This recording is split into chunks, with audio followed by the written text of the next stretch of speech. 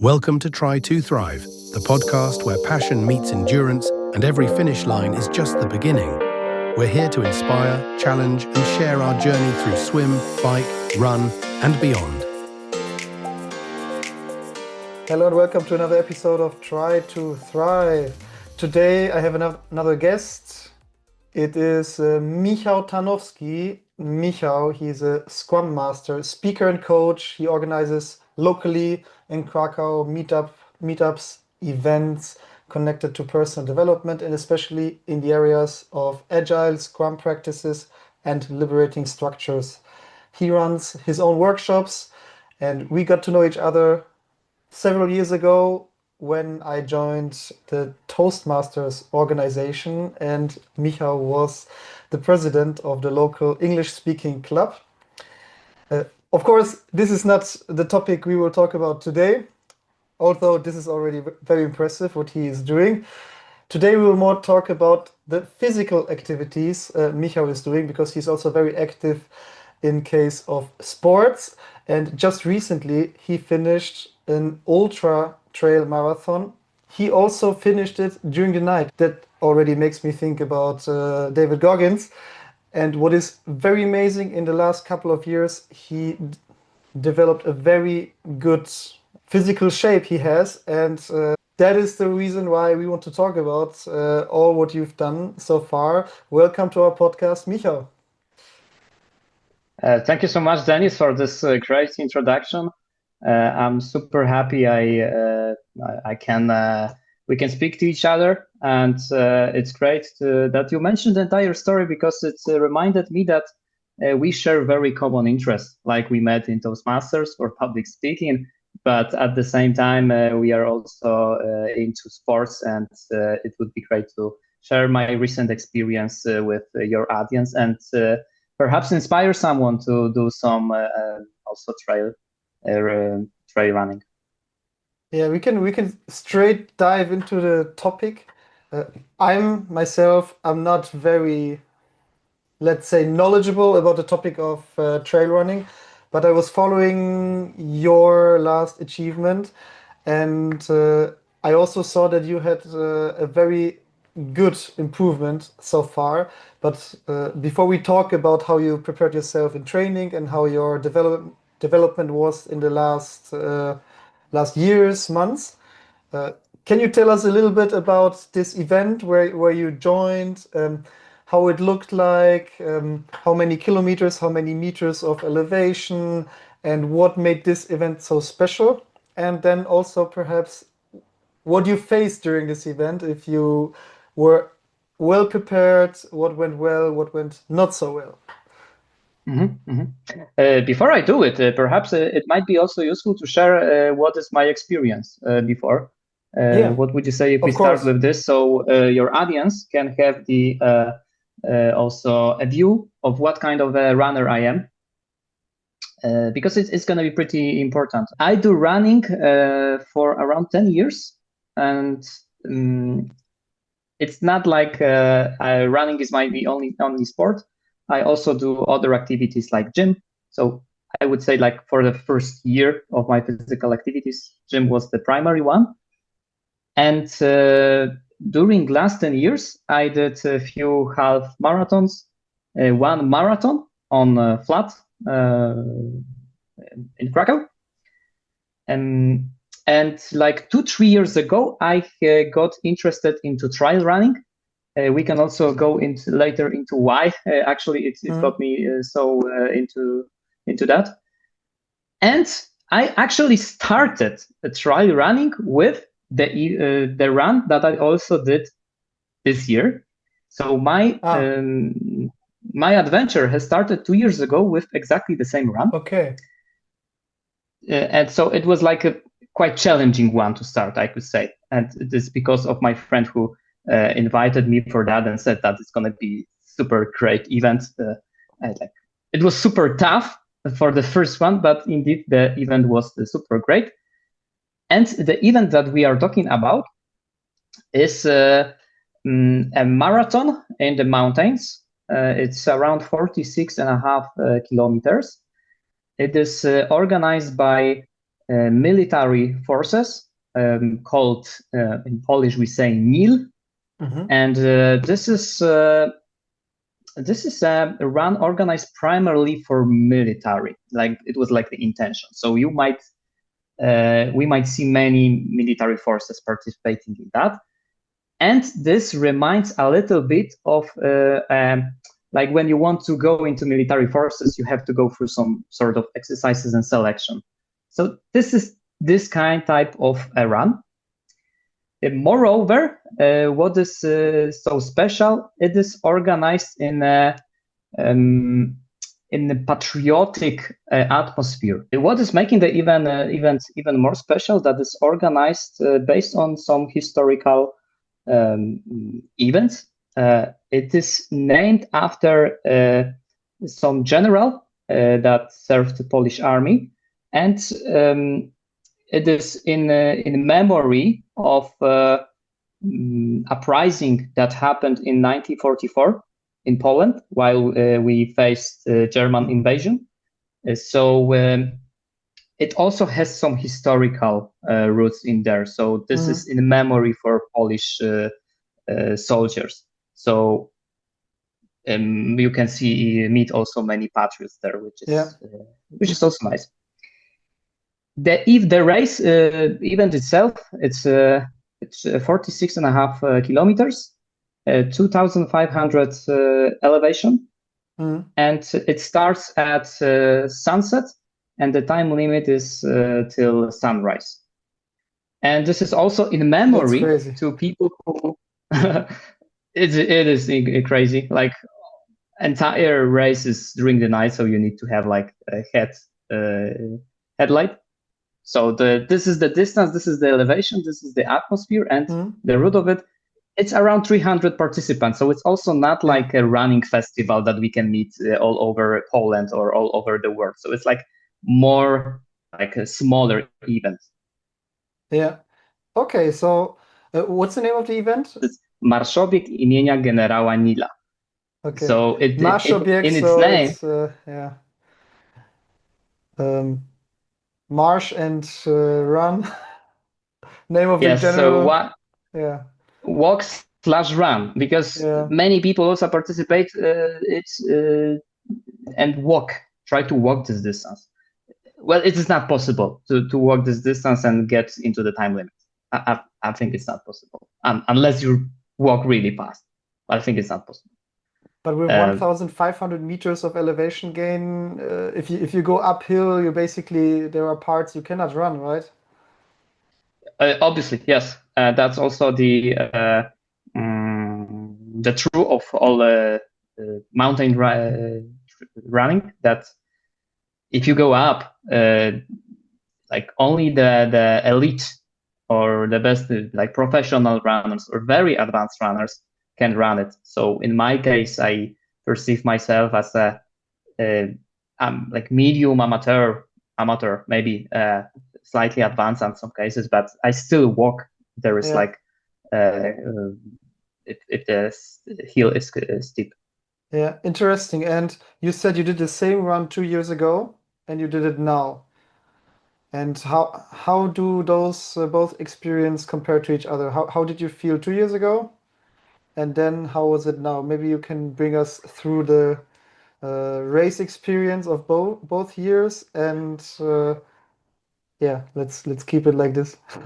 2 years ago, it was my very first trail run, and I don't know if it was a good idea to start with this one, because that's kind of extreme experience, and those two races are super different. So 2 years ago, it's been just the beginning. So I've been more in a mood of exploration. So just trying without really trying to do like a race with anybody. It was like just to finish. It was the mood, just to finish and also see how my body reacts. Because till then I only had one marathon in a city. So that was like super new experience for my body. So I don't know how it's going to react. And I was even prepared that I'm not going to finish it. It took me almost 10 hours, 9 hours 50-ish minutes. And the time limit at that time was 10 hours 30. So I was, we can say that I used everything, all the time limit that I paid. So why not? But this is also you made the time be valuable. Yes. So that's why we also run marathons, ultra marathons, to use the time that we paid. So I took it very lightly. Even if we compare heart rate, I try to keep it at a very low heart rate. But at that time, I've been not preparing for that as much as I did this year. So 2 years ago, it was like I didn't do much proper preparation. Like if I have to evaluate it from today's perspective, it was like not as good as this one. Okay, so 2 years ago you finished at 9 hours ish plus some minutes, and this year you finished in what time? 2 years ago it was like 10 hours. This year was 7 hours 40 minutes. So it's over 2 hours improvement. Okay, yeah. And how was the feeling during the race? What was the difference after being so much better prepared when you think about the first experience and now? And the first one, I've been mostly thinking if I'm gonna finish. So there was like a concern if my body is not excited too much and so on. So it was like more surviving mode. Yeah. This year, it was like more competition. I wanted to be fast. I wanted to do a better time than I knew I'm gonna do it better anyway. So my goal was to go under 8 hours. That I knew I'm capable of, because it was also the time that my friend did a few years ago. So we also did some gambling. If I'm gonna break this time, and actually I win. So I got some pizza from him because that was the deal that we made. So we can say also greetings to Vitek Surówka, who is like a super fan of this. He already participated in this run for 10th or 11th time, so he's participating every year. That's why I've got like companion. Yeah. And I'm super happy that I beat his time. I hope next year he will do it, so we can compete with each other. Nice. So do I understand correctly that 2 years ago when you did your first ultra trail marathon there, during the run you felt as if you are struggling, that you are not sure, even deep into the run, you were not sure if you will be able to finish it? That was a feeling you had back then? Sometimes yes, but I remember I treated myself very light. So I knew I cannot go as fast. I took it very lightly. I did some longer breaks and so on. So I was just very cautious. If I say it was not like super surviving mode. Maybe at the end, yes, but I knew it's gonna be super difficult. That's why I made it. I made the run like literally walk/run. It was like literally marszobieg. Yeah. And this year I felt much better. I knew I can go with on a more intense heart rate. I knew I'm better prepared. I started also preparing with a coach, so this was the biggest difference, and made everything happening so smoothly. This year my feeling was that I feel good. I want to still run. Of course, last 10 kilometers, it was also like tough because of still a lot of elevation that we needed to go through. But I felt much better. I felt much better because of also the preparation and the training I did. So it was like super, like 2 different races, and it's only 2 years difference. Yeah. So Do I understand correctly? You didn't even have like one tiny bit of negative emotion or negative uh, thought during the run this year? Well, we can say I had, but they were connected with the hills that we needed to go Okay. through. So when you go through, if our audience know, for example, Szczebel, it's a hill based in.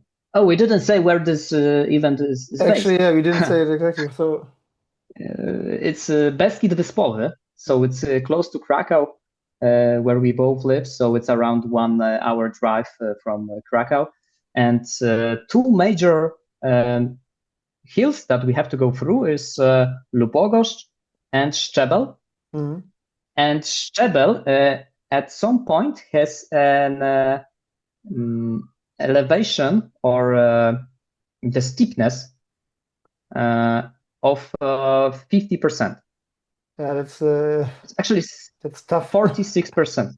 And it's super tough. So when Yeah, you go there, when you walk there, you curse this yeah, hill. That's yeah, when it's gonna end, because it's like, I don't know, 2 or 3 kilometers in this very extreme. It's one of the steepest hill that we have in our Beskidy, the Polish range that we have here.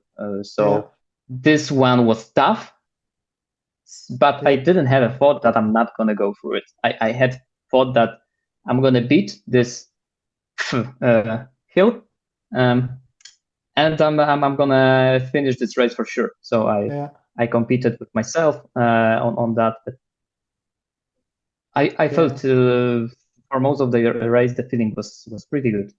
yeah.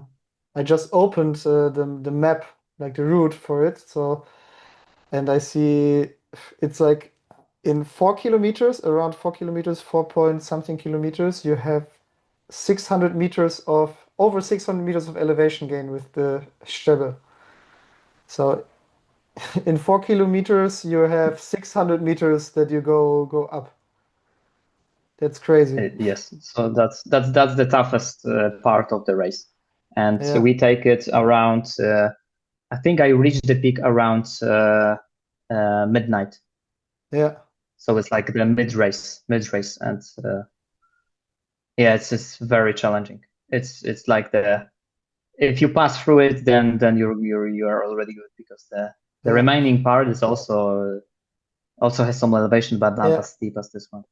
But because it's during the night and also the navigation, how is the navigation during the night? Or is it just working perfectly when you have your watch with the GPX? Yes, for most of the runners, I think this is enough. Most runners have some uh, uh, watches with track, so that's not an issue. There are signs Mhm. during the road, so you know where to run. And many participants run it for already they already did it a few times. So in my Mhm. case, I ran it only for the second time, but I know the road perfectly. So even Yeah. if you wake me Okay. up during the night, which actually Okay. happened, I could run it without looking. I could run it without looking at the watch. Of course, there are some points. After all, it's we are in the forest, Yeah. high in the mountains. So there were some cases that people lost the track, so they needed to come back.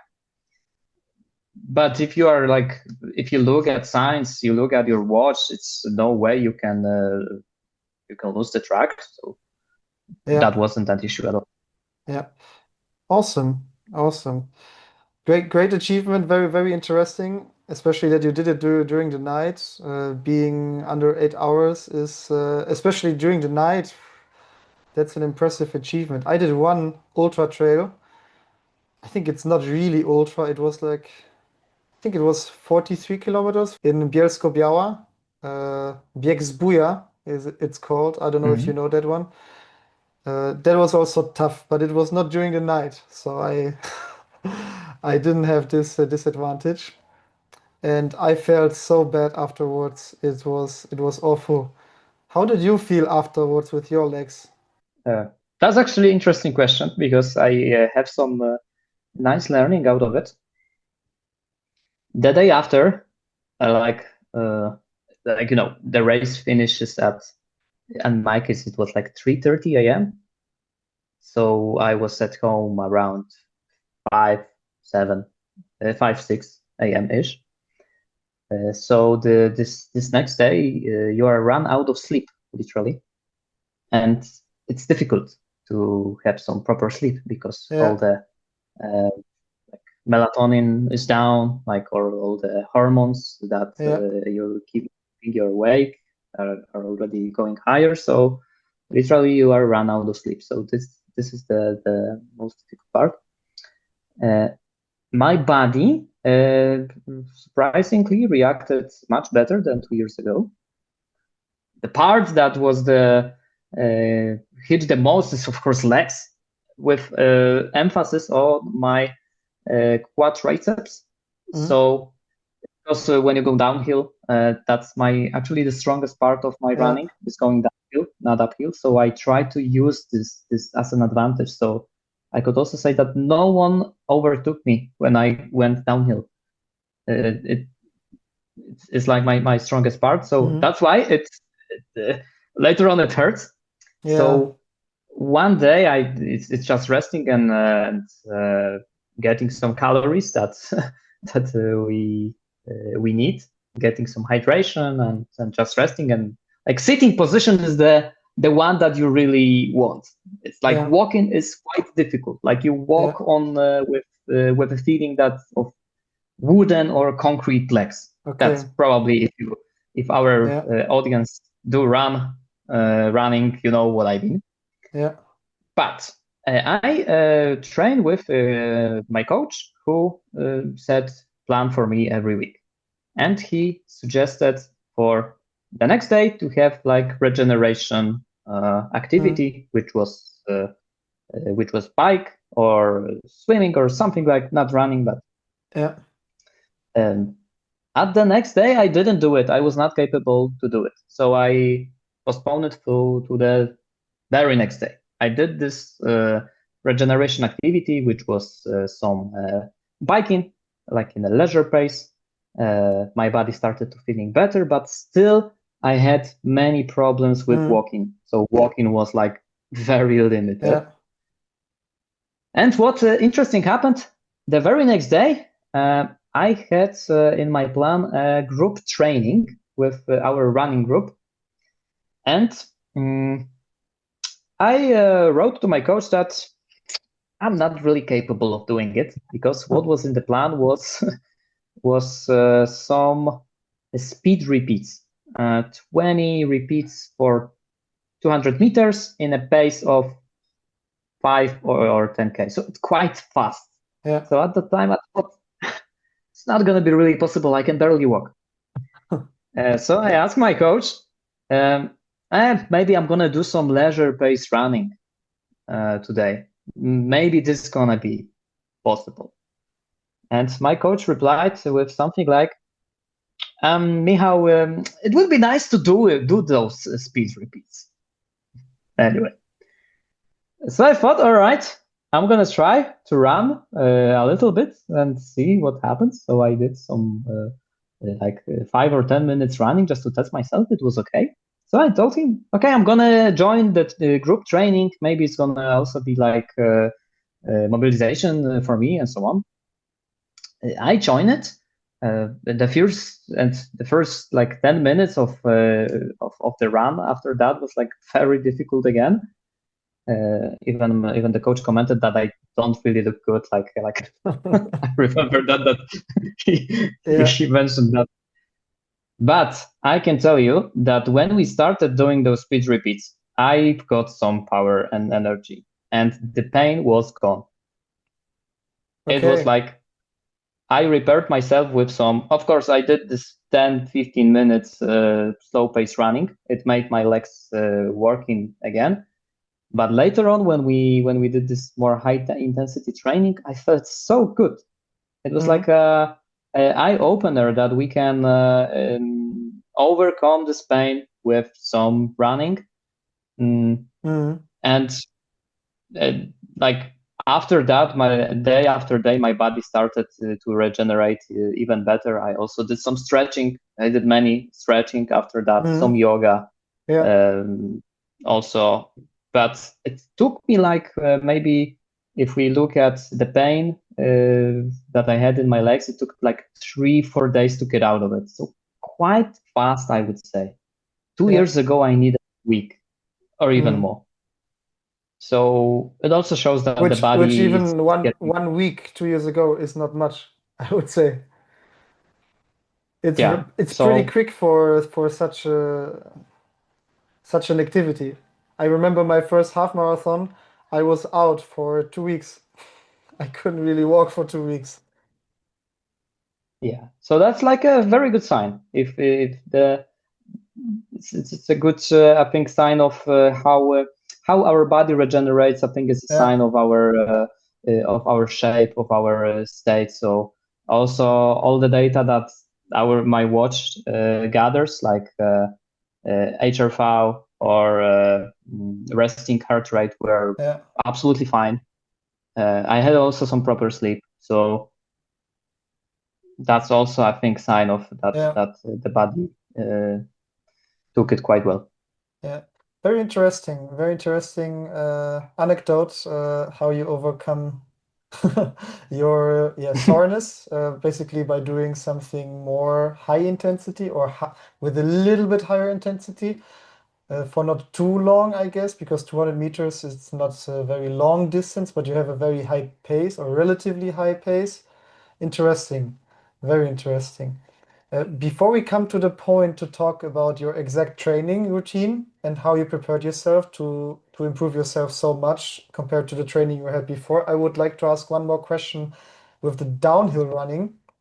Because I remember my downhill running during this ultra marathon, which I did. And to me, actually, even though I'm very good at running downhill, much better than running uphill, I remember it was so complicated to run downhill because if you are on a trail, like the surface is so unpredictable, you have to be focused so much where you put your feet on that it was for me, for my brain, it was very, very hard. I had to focus so much, and I felt after a while like I felt this tiredness, my eyes hurt, and I did it during the day. How was that for you, especially during the night? At first, the experience that you just described, I feel exactly the same, that this focus is needed. But I can tell you that somehow I like it. I like this. I think this is the one of the primary reason I do this running, because you can get into so much focus, and for few hours your life is limited only to finish the race with the result you want. So for me, running downhill is even more better because it requires this focus. So it's like also some mental exercise. And I like it because on a daily basis, I also try to be a focused person. And running downhill is also teaching it. It's like a little bit of a meditation, because indeed, when the track is not very predictable, especially in the night, you have to be cautious. And I also noticed that the parts when for example, I had few situations that I felt down or almost felt down. It was the moments when I lost this focus for a while, for a bit. Yeah. For me, simply I like it. Maybe that's why it's not as painful for me. The second one, if we run downhill, there is also some change we have to do. Like most people I see run it too cautious. They try to run it to not fall down. And to run properly downhill, you need to slow down a little bit. You have to be a bit more aggressive on that. It requires also some mental switch, in my case, at least. Also some like your muscles have to be prepared for that. That's obviously the first reason. But also it's like a switch in our heads. For me, primarily, it brings me joy. afterward. So that's why maybe it's the best part for me. Awesome. Awesome. Interesting, interesting. I didn't like it so much to run downhill in Polish forests because there are like big stones everywhere, I have the feeling, and I really had to focus on that, and my feet were not looking good afterwards. They were not looking good. And yeah, I almost fell once, only once I fell almost, but that was even very close to the finish line. It was not even a very dangerous place. Here it's exactly what you also described, that I believe my focus just slipped away because I knew I'm so close to the finish line and not focusing so much on the surface, and then it just happened. Yeah. So for sure, a very, very good training, which also has positive effects in personal life, I believe, if you do that. Just one more thing to add on top what I said about going downhill.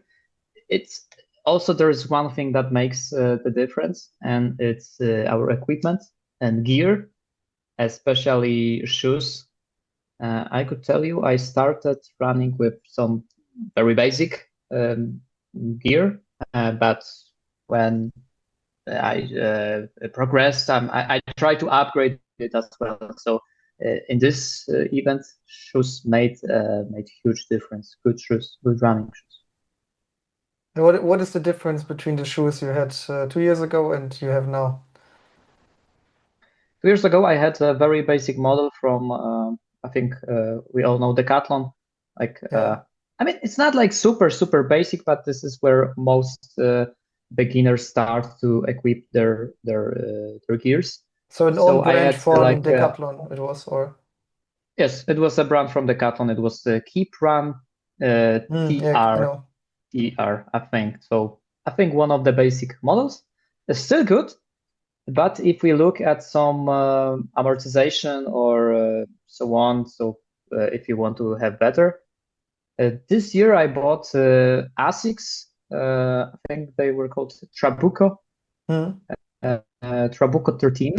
And what made those shoes quite special is a rock plate that is in a hole. So is Yeah. it a rock plate or is it a carbon plate? Oh, It is like a rock.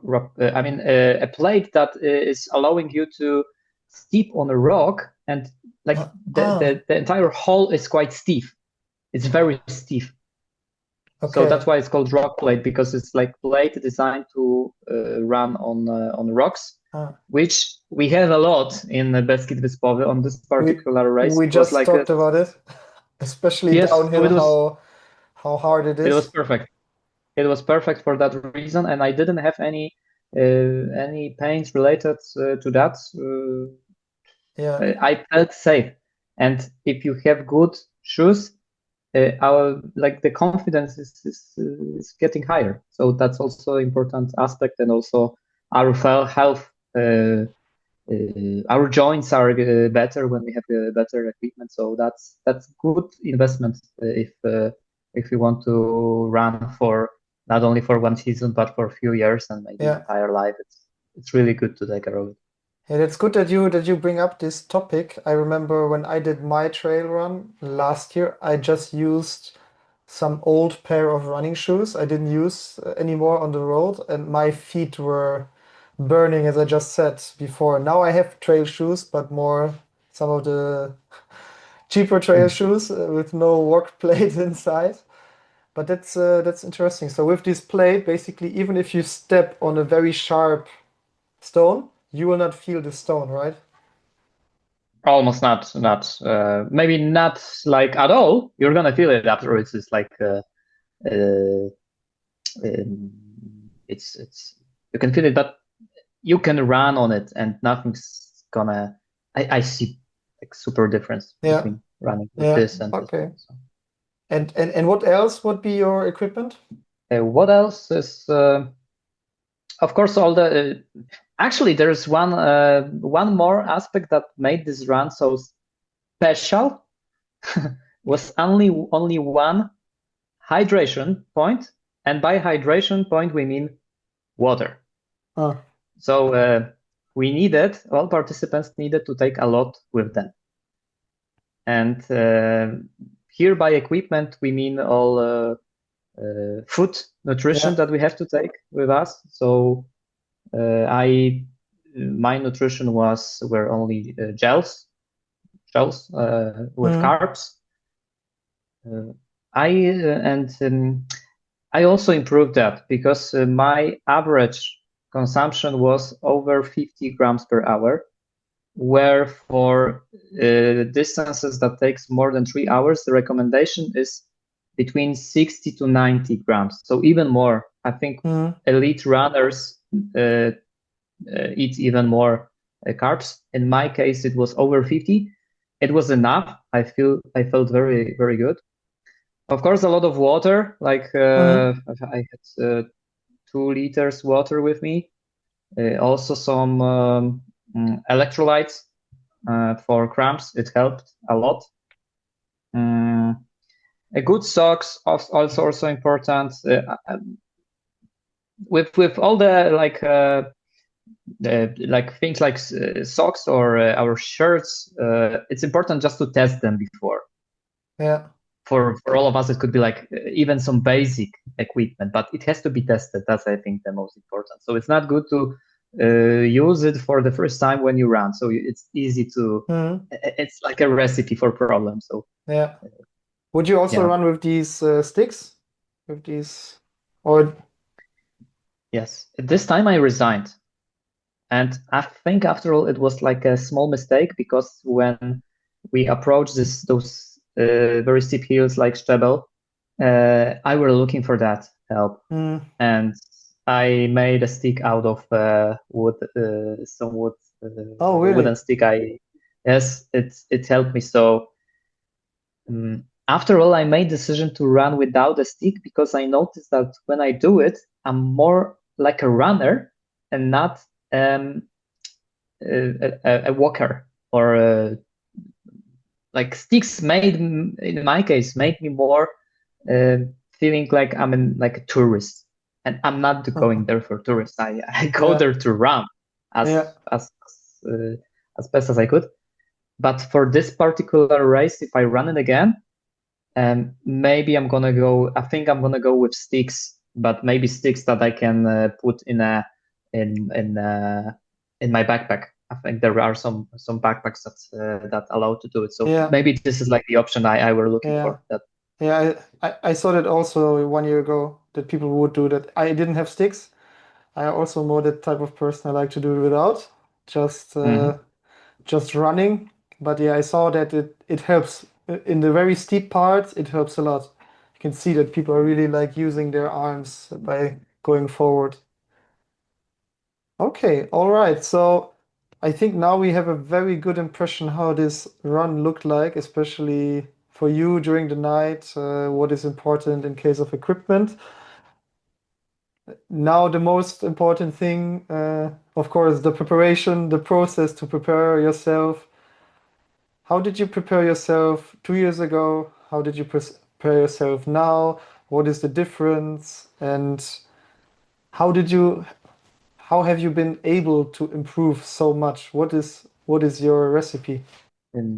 I think there are at least 2 the most important factors that made this improvement. But before we do it, I think like in general, when we think of preparation to a run, the most important preparation, like we can see it like a pyramid, and at the bottom of the pyramid, there is like experience that we gather over the years, and sports that we did over the years. So in my case, from my childhood, I've been quite active person. For the last 10 years, I did many sports. So I think this is making a bit easier for me.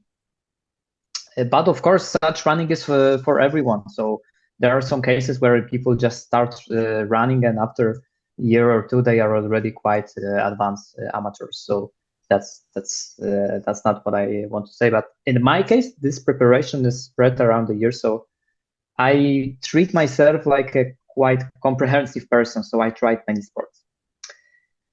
2 years ago, I was somewhere in the middle of being like a gym person and a runner. So I was not as focused on running.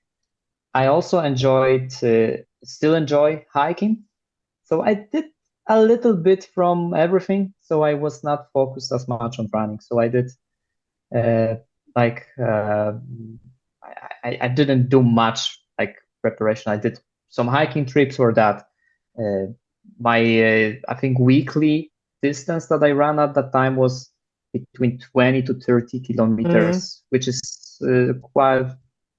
It's like a basic amateur level. It's not very long, but it allowed me to somehow run this I would say extreme at that time. But did you back then, 2 years ago, did you train more on hilly terrain? Did you train more on the road or in forests? How did it look like? It was mixed. So I did some trial runnings at that time. I've been just starting, so I was in an exploration phase. So I did some runs. Usually during weekends, it was like a trail run somewhere in the mountains, and during weekday, it was either gym. Also, I started doing yoga at that time, so I was my focus was spread at the time, we can say. So I did many things, and so yeah, that was like I wasn't. I knew that this event is coming, but if I can say that I did much special preparation, it was maybe just enough to finish it. Yeah, interesting. And so you did 20 to 30 kilometers, some gym. Gym was more connected to some, let's say, like bodybuilding, or was it also especially more for running, or just rather bodybuilding? Yes, rather bodybuilding. My training wasn't adjusted to run. My strength training wasn't adjusted to running at that time. I can already say that this year it was more. Okay. A lot more. So now then bring us now to how it looked this year. This year, well, it all started with preparation period, we can say it like that. So building basics for all the season. And in my case, I started with doing analysis of my body in terms of running.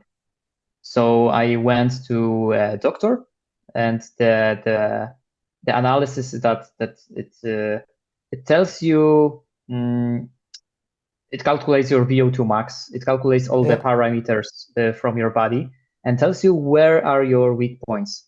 And that was like the beginning for me to base my training that I can target those weak points. And it turned out that my oxygen, can we say oxygen? I think this is the performance when you use oxygen, so the aerobic energy providing from your body when you are not yet producing lactate.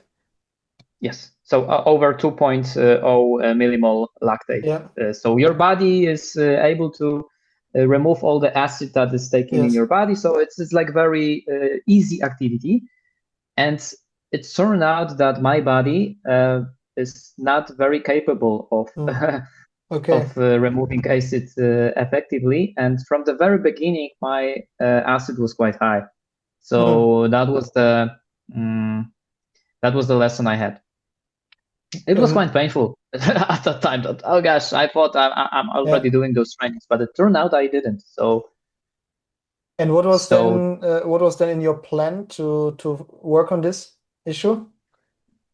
Yes, so my training was based that to actually develop this phase for my body. And I did many trainings based on it, like at least 3 times a week for 1 to 1.5 hours. I did those very slow pace. In my case, I started with 7:30, 8 minutes per kilometer. So it was like a very slow run on a very low heart rate. On a flat surface? it would be that on a flat case. surface. Okay. Yeah. I've also got some recommendation to increase my higher rates phases. So I also got some trainings for intervals, but Okay, it so was not basically to work on the anaerob energy anaerobic. Yes. It was providing like system. almost on the over the I think anaerobic threshold or on Yeah. anaerobic threshold, so I can get accustomed to acid Yeah. because during the analysis it turned out that my body is not very capable of working on high intensity and Yeah. tolerating this acid. So Yeah. I think it was the second Yeah. goal I've got from the analysis. And how long did you do So that, this phase? I did it for a few months. So I think it was from January Mm. till May-ish, Mm. something like that, with some breaks because I've got ill. I've been out of the training for 2 or 3 weeks at some point. So it's changed my year plans because I thought I'm gonna do more runs in the first part of the year. Mm. After all, my peak season is now. I still have 2 races to do this autumn. So I changed my plans a little bit. I skipped some races that I wanted to run because I knew I'm not as much prepared. But I worked like for a few months in this very low pace oxygen part, and also I did some intervals. So that was the biggest difference that I made. That I started to not only to run, but started to run with to target my weak points. The second one was to run with a coach. So I got contacted to a coach that I knew. He is very capable of coaching others. He's also a runner himself, and very good runner. So we can say greetings to Tomasz Kawik, with whom I cooperated. I think it was like two months before the race. I knew I need help because I knew I'm doing it all myself. So I noticed it has its limitation. I don't see things. I just needed help for that. And Tomek brought my running to, I think, the different level. So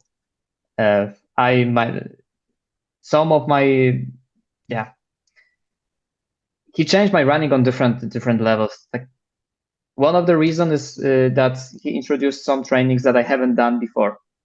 Like for example, he changed the way how I do trail running in mountains. So it was more because when I went for trail running, I made it like in a I just went to run, and no matter how I run. And he introduced that, for example, for 4 minutes, I run in a certain pace and uphill, and later on 1 minute downhill quite fast. And I did a few series of it. So when I went into mountains, it looked more like a training session. Yeah. And not only going through the road that I planned. So it made some change. So the training has been more structured. Other trainings that he introduced, like some I think some speed repeats that I haven't done much. I haven't done much speed repeats before. What else? Some training session with changed pace. So, for example, 1 kilometer I run in a pace of 5:20 per kilometer. Later on, 1 kilometer for 4:50, and like 4 or 5 series like that. So it also adjusted my body for different paces, which actually we need in the mountains. So we work in different heart rates.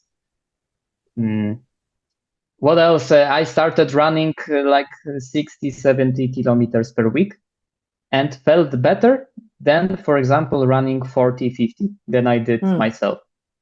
So it says, I think, everything that I started to run more, felt better. And I even remember And still, I do have such feeling that I'm waiting for the next training session to happen. Yeah. It's this level of joy also. So the training right now is more balanced, and I could resist it quite well. Of course, there are some pains, and sometimes not everything is perfect. But so far, I don't have any major injuries whatsoever. So, like to wrap up, like two things that made it happen. First was making the analysis. I did the second analysis just before the run, Mhm. and it showed increase in most of parameters. Like I developed this phase of oxygen running. My VO₂max has increased by I think from 53 it went up to 57 something, That's a 57 -ish. lot in So such a short time. yes, and it's only 8 months. Only 8 months. Yeah. It's so two things. Like Yeah. first, attacking our weak points, and the second one, getting help from someone who is more experienced. Because yeah, we might oversee, or we might be sometimes too confident that we can do it on our Yeah. own. But help from outside is invaluable. That's a very good advice.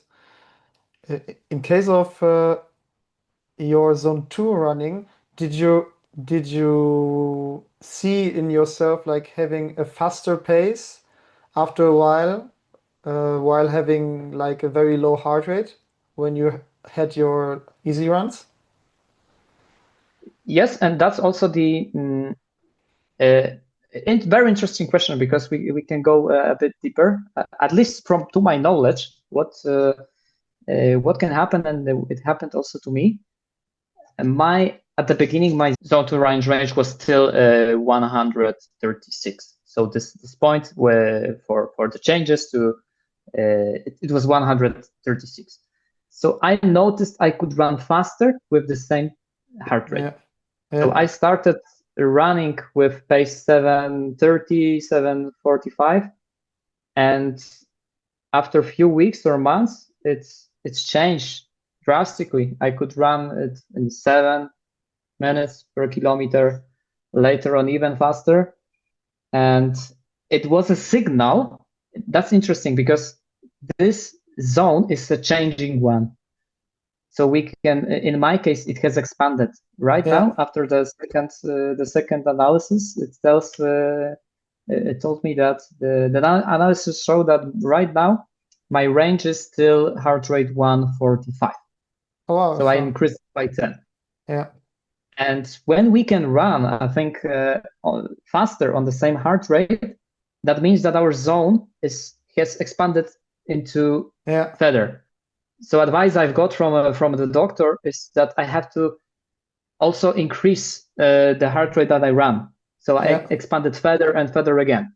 Yeah. Which I actually did intuitively, I can tell you. I didn't know about it as much, but I did it intuitively. I started running in higher paces. I think it ended up in August I did it somewhere in August, like 1 month ago. It was like 145. So that's more or less I do have right now. Yeah. And my pace is right now around 610, 615. Sometimes maybe I could run some kilometers under 6 minutes per kilometer, which is not bad when it comes to oxygen pace. It is. Yeah. I had a similar experience when I started running again after many years of not running and maximum going to the gym, but not too much. When I started running again, my heart rate would be with 7-minute pace, I would have maybe 145, 150 sometimes. So I knew that I have to just go very, very slow in the beginning. And that was, especially in the first weeks, it was really a pain to run so slow because you think it's too easy. You feel it's easy, but when you look on your heart rate monitor, you can see that my heart rate is relatively high. And then when you have the knowledge, when you exactly know where your zone ends, you can be sure that, okay, I shouldn't exceed this zone. And when I did that, I really did almost only easy runs and maximum one faster run per week. And in a few months, I'm not sure how many months, but perhaps like around like half a year, from something like similar like you, like 7:30 pace when I was in zone 2, I went to around 6-minute pace. Now, 1 year later, I am around like 5:10 pace, and I'm still in zone 2. And I did it in the beginning, like this switch, same like you, only through very easy running. And what I found out is that mostly the people that have this issue, which we both had, is when we have an easy run or we have a run, but it's too fast to be in this really like oxygen-based zone, and not enough intensive to train the high intensity things, and that's when we stagnate and stay basically in one level. What is tricky, not sure if you experience this as well, is our sometimes watches suggest the zone that is not our actual oxygen zone. Yeah. In my case, Garmin, because I knew like a few years ago, I knew I have to run in oxygen zone to develop this phase, and I thought I'm doing it because Garmin told me my heart rate zones are between 140 to 150 at that time, and it was actually lower, a bit lower, and yeah, the essence is just to run just below this point, just below, as fast as we could, but not to exceed. So yeah, learning, and congrats for your development. That's also very impressive. Thank you, and to you too. It's great. Basically did the same. Yeah, the same, and it's good to see that it's working. So I'm chasing you in this. I hope the next year is gonna bring even better results. I'm sure. That's good. It's good that you talk about that. What are your goals now for the rest? How will you prepare yourself this year, next year? What do you want to do? The race that I had was the main event of the year, but I still have 2 to go, and the one I have in 2 weeks, it's in Krakow, and it's called Bieg Trzech Kopców, which we can I will be there translate too. into. Oh, really? Lonely. Right, super. So that's a race that goes through 3 hills in Krakow, which is. How many participants are we expecting? A lot, like a few thousand, right? 4 or 5? Few thousand. I think. It is, I think. Yeah. So that's one I have, and I end season with a run in also mountains. It's in Szklarska Poręba. The event is called Ultra Kotlina, and this time it's gonna be 58 kilometers. Oh wow. But with like not as steep hills as the one that we talked about today. So this time elevation is going to be 2000. So it's not a flat race, it's still mountain race. But if we look at other mountain trail trail events, this one is like relatively not as challenging. So I'm treating it more as challenging my body and observing how it's going to react, because I have never had a run over 50 kilometers. So I wanted to try, and I chose like a quite relatively light one to see how my body is going to react, because I don't know what's going to happen after 50 kilometers. I think it's going to be fine, because the toughness of those 2 races, the one that the one that we just talked today, and the one that is still to go, it's 46.5 versus 58 kilometers, but the conditions are different. The one that I'm about to run is like more running event, so there's going to be more nutrition points. It's during the day. There are not as steep, the hills are not as steep, so I think maybe even the time could be quite similar. I'm guessing right now, but that's why it's not the main the main event. The main event Yeah. already happened, the challenge. Yeah. And for next year? Because I know you as someone who is who likes the process, who is very focused, who loves to improve. Do you want to continue this path, or what is on your list? Good question. Uh, for now, I don't know yet, because it's gonna be. I'm gonna see how this 58 kilometers goes. But if it goes according to what I'm expecting, that's gonna be nice, and I'm gonna still enjoy it. I'm gonna still remain in a trail running. And what I would really love to do one day is to run over 100 kilometers. It's my like even a dream. I've been looking for some races. So we have, for example, Lavaredo in Dolomites. This is the one that's I think it's 120.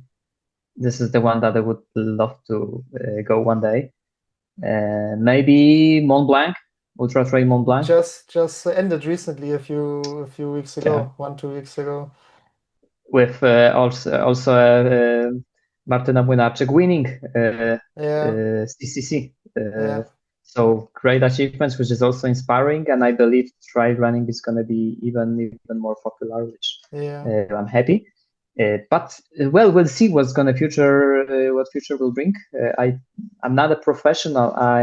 And I need joy out of sports. So I don't know. Maybe in a few years, other sports activities are gonna bring me joy. So I'm not saying 100% I'm gonna do more trail running, but if we think of today, yes, it really makes me joyful, and I believe next year I want to do some flat running in the first part of the year, just to challenge myself for my personal bests, and also do, of course, some longer runs. So not sure if it's gonna be 100 kilometers already next year.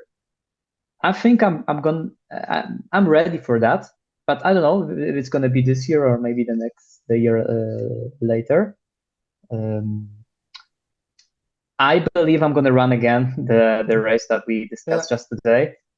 I remember you have reached out to me if I want to have a run. I think it's in Alps, mountain marathon. So I'm considering that, because also running with a group, it's also fun, and all I want out of running is simply fun and some joy and excitement, as I mentioned before. So those plans are still in a phase of more thinking what I would love to do.